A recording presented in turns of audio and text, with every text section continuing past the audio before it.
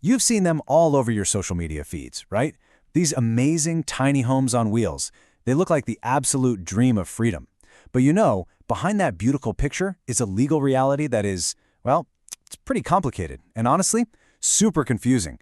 Today, we're going to pull back that curtain and figure out who is actually making the rules and why it's so important for anyone even thinking about this lifestyle. So, let's just get right to the heart of it with this one question. Can you legally live full-time in your tiny home on wheels? The answer, you might be surprised to hear, isn't a simple yes or no. It really all comes down to a fight over definitions between a major government agency and a very powerful industry group. And here's the first thing you absolutely have to understand. At the federal level, the term tiny home doesn't legally exist. It's a marketing term. And that's not just a fun fact. That gap in the law is what creates all this confusion about who's in charge and which rules you actually have to follow. Okay, so to really get what's going on, we've got to meet the two main players in this whole debate. And trust me, each of them has a very different goal and they are telling very different stories. So in one corner, you've got the U.S. Department of Housing and Urban Development. You know them as HUD. They're the federal regulators. Their job is to make sure manufactured homes are safe and built to a specific code. In the other corner, you have the RV Industry Association, or RVIA. They're a trade group, and their only job is to protect and grow the RV industry. And as you're about to see, their interests are about to collide, big time.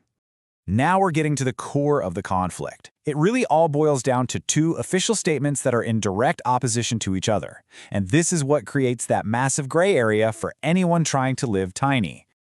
So, back in 2018, HUD put out a final rule to clear things up, and they were crystal clear about it. They said their job is to regulate how a unit is built. They're the factory inspector. They are not concerned with how you, the owner, eventually use that unit. So whether you live in it or just use it on weekends, HUD doesn't care. That's not their job. But, and this is a really big but, even with that super clear statement from the federal government, the RVI, the voice of the industry, tells a completely different story to the public. And there it is.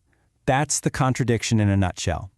You have HUD, the actual legal authority, saying, hey, we don't regulate how you use it. And then you have the RVIA, an industry group, saying, you can't live in this permanently. One is a statement about legal authority, the other is a statement about intended use, and they just don't line up. So this leads to the million-dollar question, right? Why? Why would an industry group go out of its way to contradict the very federal agency that has authority over their entire space? What's going on here? Well, the answer is all about building a strategic wall, something we can call a legal firebreak, and it's designed to protect their industry from a completely different and way more complicated world of rules and regulations.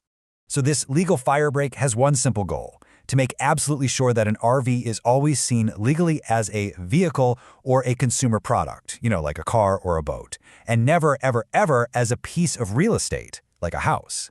In this table here, it breaks down exactly why that firebreak is so important to them. I mean, think about it. If RVs were suddenly classified as housing, the manufacturers would be dealing with way stricter residential building codes, not vehicle standards. They'd face complex housing liability, property taxes instead of just sales tax, and they'd get tangled up in local zoning laws. It would completely change their business and open them up to a whole world of legal and financial risk.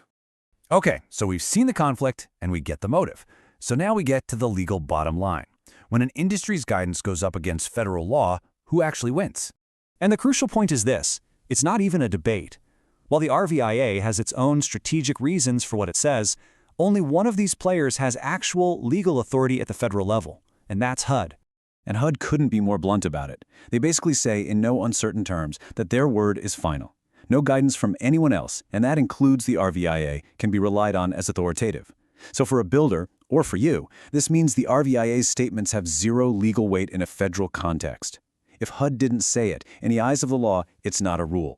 So let's bring this all home. What does this actually mean for you? 1. Tiny home is a great marketing term, but it's not a legal one.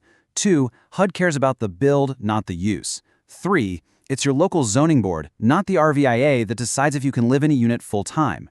4. The RVIA's position is all about protecting their industry, not your housing rights. And finally, the most important one, HUD is the only authority that matters on federal manufacturing standards, period. So we'll leave you with this final thought. That line between a recreational vehicle and a permanent home, it's not drawn by an industry trying to protect its profits. It's drawn by federal law and by your local zoning officials. And knowing who holds the real power, well, that's the first and most important step to making that tiny home dream a legal reality.